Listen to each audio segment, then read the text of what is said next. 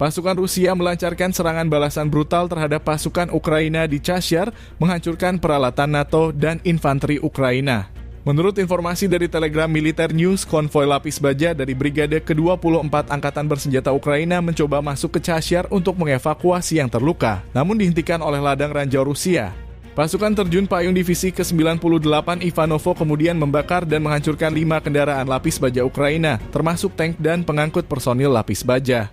Infanteri Ukraina juga mengalami kerugian besar dalam serangan tersebut. Chasiar menjadi medan perang yang berdarah bagi Brigade Lviv dan kuburan bagi peralatan militer NATO dan infanteri angkatan bersenjata Ukraina.